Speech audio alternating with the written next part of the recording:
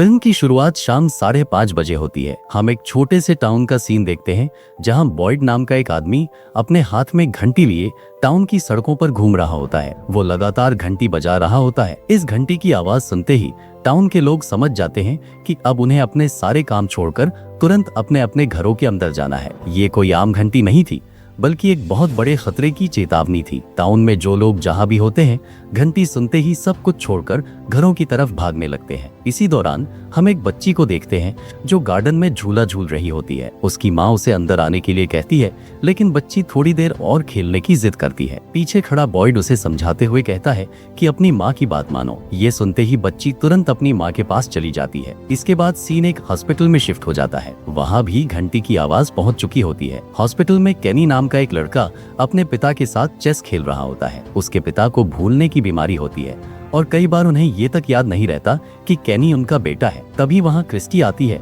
और कहती है कि नीचे जाने का समय हो चुका है। वो एक नर्स की मदद से केनी के पिता को बेसमेंट में पहुंचा देती है और खुद केनी के साथ बाहर आ जाती है। बाहर आकर केनी उससे विदा लेता है। क्रिस्टी मुस्कुराकर उसे जाने के लिए कहती है। क्रिस्टी जानती थी कि केनी उससे प्यार करता है, लेकिन वो कभी कह नहीं पाता। केनी के जाने के बाद क्रिस्टी वापस हॉस्पिटल के अंदर जाती है और दीवार में लगे एक खास पत्थर को ठीक से दीवार के साथ सेट कर देती है। डर के मारे वो भी हॉस्पिटल की बेसमेंट में चली जाती है। अब बाहर हम बॉयड और केनी को देखते हैं जो दूर खड़े कुछ लोगों की तरफ देख रहे होते हैं। वे लोग टाउन से थोड़ा दूर रहते थे। उन्हीं में बॉयड का बेटा एलिस और उसकी पत्नी फातिमा भी थे। केनी बॉयड से कहता है कि उन्हें चिंता करने की जरूरत नहीं है, वे ठीक होंगे। ये कहकर केनी वहाँ से चला जाता है। इसके बाद सीन एक बार में कट होता है। वहाँ केविन नाम का एक आदमी शराब पीकर बेसुध पड़ा होता है। बार का मालिक उसे उठकर घर जाने को कहता है, लेकिन केविन कोई जवाब नहीं देता। बार का मालिक मजाक में कहता है कि आज तो तेरी पत्नी तुझे मार ही डालेगी। इसके बाद वो बार की सभी खिड़कियों को कपड़े से ढक देता है और दीवार पर वही पत्थर लगा देता है जैसा हमने हॉस्पिटल में देखा था। दूसरी तरफ हम केविन की पत्नी और उसकी बेटी को देखते हैं जो घर पर केविन का इंतजार कर रही होती हैं। कुछ देर बाद केविन की पत्नी अपनी बेटी को ऊपर जाने को कहती है और घर को लॉक कर लेती है। वो भी दीवार पर वही पत्थर लगा देती है। इस पत्थर का असली मतलब क्या है और ये हर घर में क्यों लगा है, ये हमें आगे चलकर पता चलता है। कुछ समय बाद हम केविन की बेटी जेना को उसके कमरे में गुड़ियों के साथ खेलते हुए देखते हैं। तभी उसके कमरे के बाहर से किसी की आवाज आती है। जेना पूछती है कि बाहर कौन है। बाहर से एक औरत कहती है कि वो उसकी दादी है और बहुत ठंड लग रही है, इसलिए अंदर आने दो। ये सुनकर जेना खिड़की खोलने लगती है।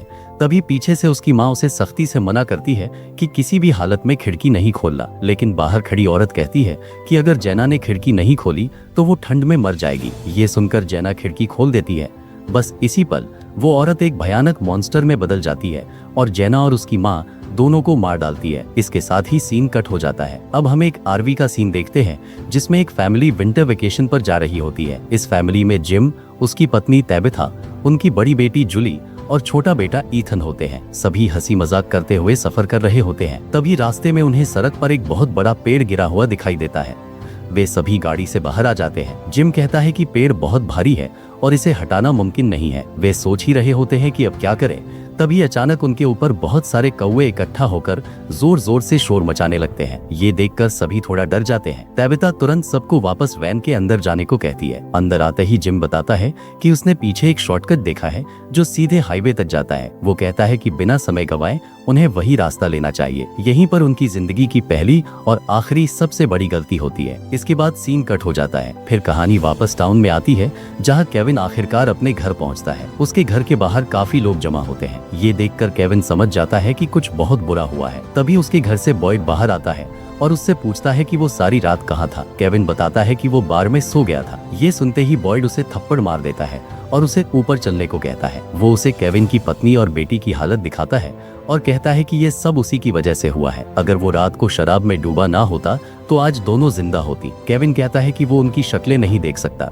इस पर बॉयड कहता है कि न सिर्फ उसे देखना होगा बल्कि उसे इसकी सजा भी दी जाएगी। बॉयड ने केनी से कहा कि इसे तुरंत काल कोठरी में डाल दो। ये कहकर वो नीचे चला आता है। नीचे उसकी मुलाकात चर्च के फादर से होती है जिनका नाम फादर खत्री था। फादर खत्री पूछते हैं कि उन्हें यहाँ क्यों बुलाया गया है। इस पर बॉयड उनसे कहता है कि ऊपर चलकर खुद ही देख लीजिए। इसके बाद सीन कट हो जाता है। अब हम जिम और उसकी फैमिली को देखते हैं जो उसी शॉर्टकट रास्ते से होते हुए टाउन के अंदर पहुंच जाते हैं। जैसे ही वे टाउन के बीचों बीच आते हैं देखते हैं कि टाउन के सभी लोग कब्रिस्तान में एक फ्यूनरल के लिए इकट्ठा हुए हैं। ये वही फ्यूनरल होता है जिसमें केविन की पत्नी और बेटी को दफनाया जा रहा होता है। बॉयड और बाकी लोग उनकी आरवी को देख लेते हैं और समझ जाते हैं कि ये लोग भी अब यहाँ से जिंदा नहीं बच पाएंगे। ऐसा क्यों है, इसका जवाब हमें आगे पता चलता है। जिम तुरंत अपनी आरवी से उतरकर वहाँ मौजूद लोगों के पास जाता है ताकि अपनी हालत बता सके और हाईवे का रास्ता पूछ सके। तभी फ्यूनरल खत्म हो जाता है और सभी लोग वहाँ से जाने लगते हैं। जिम कुछ लोगों से बात करने की कोशिश करता है लेकिन कोई भी उसकी तरफ ध्यान नहीं देता। तभी बॉयड उससे पूछता है कि क्या उसे किसी मदद की जरूरत है। जिम बताता है कि पिछले हाईवे पर एक पेड़ गिरने की वजह से रास्ता बंद हो गया था, इसलिए उन्होंने शॉर्टकट लिया, लेकिन अब वे रास्ता भटक गए। वो बॉयड से हाईवे का रास्ता पूछता है। बॉयड उसे बताता है कि यहाँ से सीधा चले जाओ बिना किसी मोड़ को मुड़े, 3 किलोमीटर के बाद हाईवे मिल जाएगा। जिम बॉयड का शुक्रिया अदा करता है और वहाँ से जाने लगता है। बॉयड भी कैजुअली कहता है कि कोई बात नहीं, इतना तो किया ही जा सकता है। बॉयड और कैनी दोनों जानते थे कि ये लोग अब कभी इस जगह से बाहर नहीं निकल पाएंगे, फिर भी वे जिम को नहीं रोकते। जिम अपनी फैमिली के साथ आरवी में बैठता है और टाउन से बाहर निकल जाता है। वे काफी देर तक ड्राइव करते हैं लेकिन हाईवे नहीं मिलता। तबीता कहती है कि उसे लग रहा है कि टाउन वालों ने उन्हें गलत रास्ता बताया। जिम कहता है कि ऐसा नहीं हो सकता और अगर रास्ता गलत भी हुआ तो वे जहाँ से आए हैं वहीं लौट जाएंगे और कोई दूसरा रास्ता ढूंढ लेंगे। बात करते करते अचानक उन्हें एहसास होता है कि वे फिर से उसी टाउन में आ गए। तबीता हैरान होकर कहती है कि ये कैसे हो सकता है, उन्होंने न तो कोई मोड़ लिया और न ही यू टर्न किया। इसके बाद वे सारा नाम की एक लड़की के पास रुककर रास्ता पूछते हैं लेकिन वो बिना कुछ कहे आगे बढ़ जाती है। वे सब हैरान होते हैं लेकिन सोचते हैं कि इस टाउन के लोग पहले से ही अजीब है, इसलिए वे बिना कुछ पूछे आगे बढ़ जाते हैं। तबीता कहती है कि अगर अब कोई भी कट आया तो वे जरूर मुड़ेंगे क्योंकि उसे लग रहा है कि यह जगह किसी भूल भुलैया जैसी है। जिम कहता है कि उसने पूरा रास्ता देखा है और ये सड़क कहीं भी नहीं मुड़ती। इसके बावजूद वे तीसरी बार फिर उसी टाउन में पहुंच जाते हैं। अब जिम आखिरकार अपनी आरवी एक जगह रोक देता है। तभी उसे एक आइडिया आता है और वो कहता है कि इस बार वे उल्टी दिशा में जाएंगे। वो तुरंत आरवी को यू टर्न करता है और टाउन से बाहर जाने लगता है। उधर बॉयड और कैनी ये सब देख रहे होते हैं। बॉयड कैनी से कहता है कि इनके रास्ते में नुकीले कील बिछा दो ताकि इनके टायर पंचर हो जाए और ये लोग यही रुक जाए। अब दूसरी तरफ आरवी का सीन दिखाया जाता है। जिम और तबीता देखते हैं कि सामने से एक गाड़ी आ रही है। वे मदद मांगने के लिए अपनी आरवी की स्पीड कम करते हैं लेकिन वो कार उनकी तरफ और तेज रफ्तार से बढ़ने लगती है। इससे बचने के लिए जिम जैसे ही आरवी को थोड़ा मोड़ता है उसका कंट्रोल छूट जाता है और आरवी जंगल में जाकर क्रैश हो जाती है। पीछे से वो कार भी एक पेड़ से टकरा जाती है। क्रैश के बाद हम आरवी के अंदर का सीन देखते हैं। तबीता बेहोश हो चुकी होती है। ईथन की टांग में एक बड़ा लोहे का टुकड़ा घुसा होता है और जिम और जूली को भी गंभीर चोटें आई होती है। दूसरी तरफ उस कार से एक आदमी बाहर निकलता है जिसने बहुत ज्यादा शराब पी रखी होती है। वो लड़खड़ाते हुए टाउन की तरफ जाता है और बताता है कि पीछे एक बड़ा एक्सीडेंट हुआ है। वहाँ बॉयड और कैनी मौजूद होते हैं। बॉयड कैनी से कहता है कि इसे तुरंत हॉस्पिटल ले जाओ और इसका इलाज करवाओ और खुद ये देखने जाता है कि पीछे आखिर हुआ क्या है। अगले सीन में हम देखते हैं कि कैनी उस आदमी को हॉस्पिटल में क्रिस्टी के पास ले आता है। क्रिस्टी नर्स से कहती है कि इसे तुरंत फर्स्ट एड दो। कैनी बताता है कि वहाँ और भी लोग घायल है इसलिए जल्दी करना होगा। इसी बीच हम उस कार का दूसरा सीन देखते हैं जहाँ से जेड नाम का एक नशेड़ी आदमी बाहर निकलता है। उसने इतना नशा किया होता है कि उसे कुछ भी असली नहीं लग रहा होता। बॉयड उसके पास आता है और पूछता है कि क्या वो ठीक है। जेड पूछता है कि पहले ये बताओ कि तुम असली हो या नहीं। इससे बॉयड समझ जाता है कि जेड ने ड्रग्स ले रखी है। वो जेड को हथकड़ी लगाकर वहीं छोड़ देता है और कहता है कि थोड़ी देर में मदद आ जाएगी। इसके बाद बॉयड आरवी की तरफ बढ़ता है। वो देखता है कि आरवी बहुत बुरी हालत में है। वो अंदर आवाज लगाता है तो जिम बताता है कि वे अंदर ही है लेकिन उसे विंडशील्ड तोड़कर अंदर आना होगा। बॉयड बिना विंडशील्ड तोड़े ही आरवी का दरवाजा खोलकर अंदर आ जाता है। वो देखता है कि तबीता पूरी तरह बेहोश पड़ी है। हालात देखने के बाद बॉयड सबको भरोसा देता है कि मदद आ रही है और उन्हें धैर्य रखना होगा। इधर दूसरी तरफ हम फादर खत्री और कैनी को देखते हैं जो बॉयड के बेटे एलिस के पास पहुंचते हैं क्योंकि उन्हें मदद की जरूरत होती है। वे एलिस को साथ लेकर एक्सीडेंट वाली जगह की तरफ बढ़ते हैं। वहां पहुंचकर कार के पास क्रिस्टी जेड से कहती है कि वो अपनी आंखें खुली रखे। इसके बाद क्रिस्टी और कैनी फादर खत्री को जेड के पास छोड़ देते हैं और खुद आरवी की तरफ बढ़ते हैं। यहाँ हम देखते हैं कि बॉयड जूली को आरवी से सुरक्षित बाहर निकाल चुका होता है। तभी कैनी और क्रिस्टी भी आरवी के पास पहुंच जाते हैं जहां एलिस और कैनी तबीता को होश में लाते हैं और उसे आरवी से बाहर निकाल लेते हैं। अब आरवी के अंदर जिम और ईथन ही बचे होते हैं। जैसे ही क्रिस्टी ईथन की हालत देखती है वो तुरंत बॉयड से कहती है कि ईथन का इलाज करने में कम से कम 3 घंटे लगेंगे। लेकिन परेशानी ये थी कि आधे घंटे के अंदर ही शाम होने वाली थी। क्रिस्टी पूछती है कि अब ऐसे में क्या किया जाए। बॉयड कहता है कि इलाज आरवी के अंदर ही करना होगा। क्रिस्टी बताती है कि ये बहुत खतरनाक होगा क्योंकि उन्होंने आज से पहले कभी गाड़ी के अंदर ऐसा इलाज नहीं किया है। बॉयड कहता है कि फिर आज ये भी आजमा लेते हैं। गैनी को क्रिस्टी की काफी चिंता होने लगती है लेकिन क्रिस्टी उससे कहती है कि वो उसकी चिंता ना करे और बाकी सभी को टाउन के अंदर ले जाए। ये कहकर क्रिस्टी आरवी के अंदर जाती है और जिम से कहती है कि वो जाकर अपनी पत्नी और बेटी से मिल ले, क्योंकि आगे उसे जिम की जरूरत पड़ेगी। जिम बाहर आता है और टैबिथा से कहता है कि उनका बेटा ईथन ठीक हो जाएगा। टैबिथा कहती है कि वे लोग उन्हें टाउन के अंदर जाने के लिए कह रहे हैं, लेकिन वो अपने बेटे को छोड़कर कहीं नहीं जाएगी।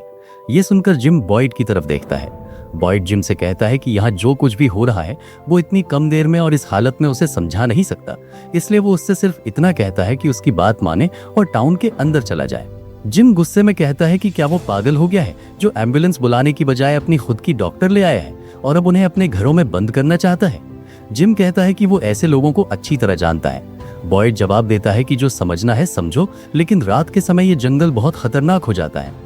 वो जिम को भरोसा देता है कि सुबह तक उन्हें कोई नुकसान नहीं पहुंचाया जाएगा और सुबह होते ही वे चाहे तो यहाँ से जा सकते हैं। बॉयड बस इतना ही चाहता है कि जिम एक रात के लिए उन पर भरोसा कर ले।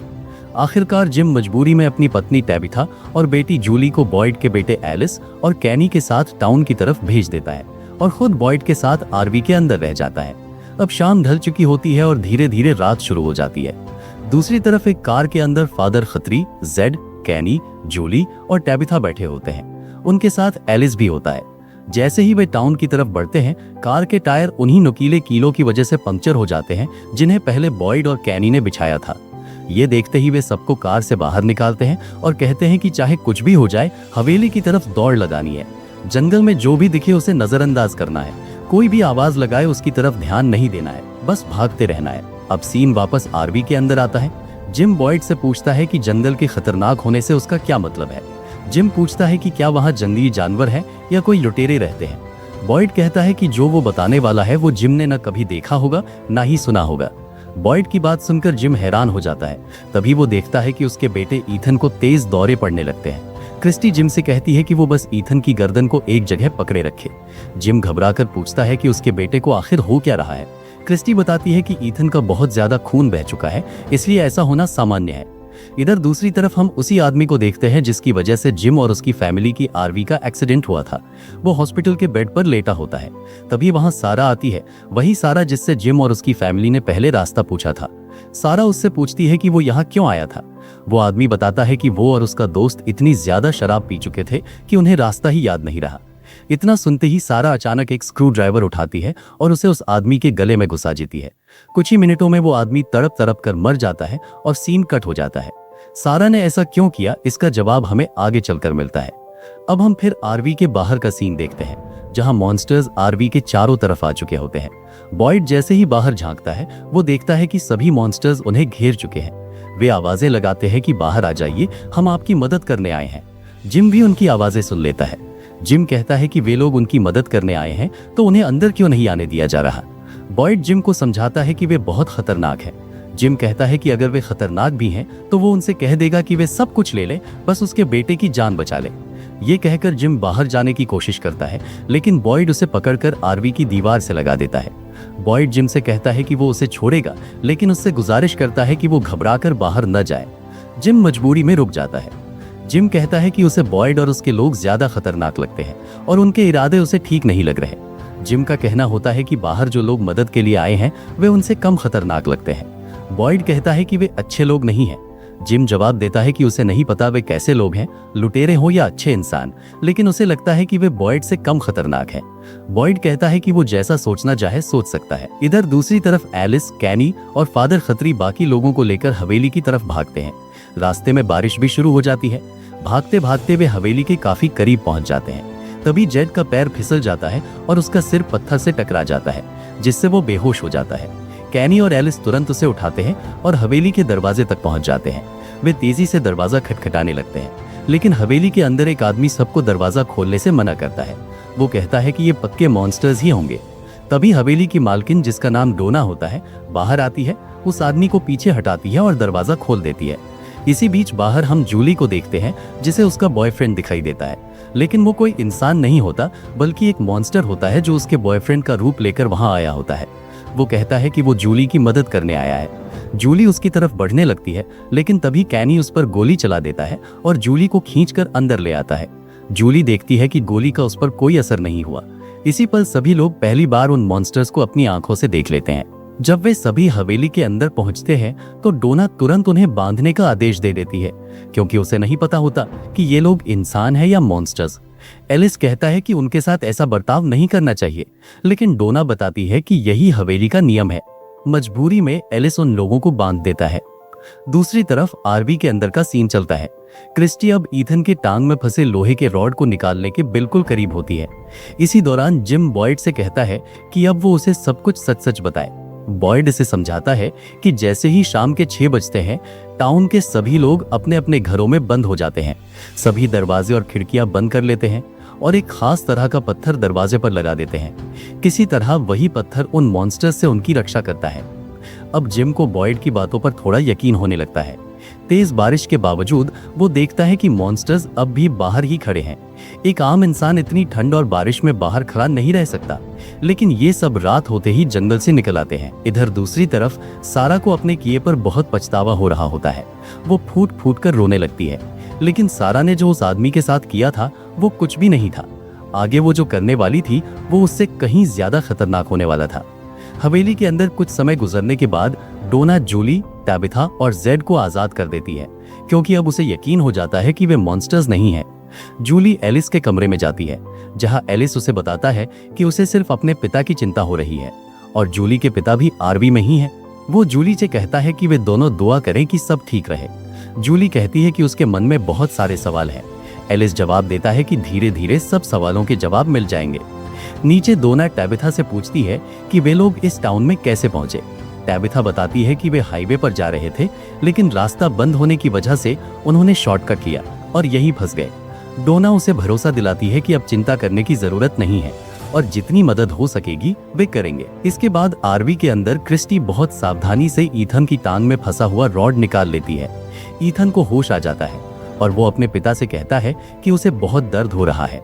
जिम उसे दिलासा देता है और कहता है कि थोड़ा और सह लो, फिर वे घर वापस चले जाएंगे, लेकिन असल में वे कभी यहाँ से निकल नहीं पाएंगे। ये बात बॉयड और क्रिस्टी जानते थे, लेकिन जिम और ईथन को इसका अंदाजा भी नहीं था कि वे किस खतरे में फंस चुके हैं। अब टाउन के अंदर हॉस्पिटल का सीन दिखाया जाता है। एक नर्स कैनी के पिता को सुला देती है। जब वो ऊपर जाती है तो देखती है कि जिस आदमी की उसने मरहम पट्टी की थी उसे किसी ने मार दिया है। ये देखकर वो बहुत डर जाती है और तुरंत बेसमेंट की तरफ जाती है, क्योंकि वहां कैनी के पिता अकेले थे। उसका शक सही निकलता है। बेसमेंट के दरवाजे पर उसे 2 मॉन्स्टर्स दिखाई देते हैं, जो उसकी तरफ देखकर खतरनाक तरीके से मुस्कुरा रहे होते हैं। अगले ही पल सीन कट हो जाता है। फिर हम वैन का सीन देखते हैं। किसी तरह वो डरावनी रात गुजर जाती है और सुबह होते ही कैनी सबको लेकर टाउन के अंदर आता है। वहां पहुंचकर उसे एक बड़ा झटका लगता है।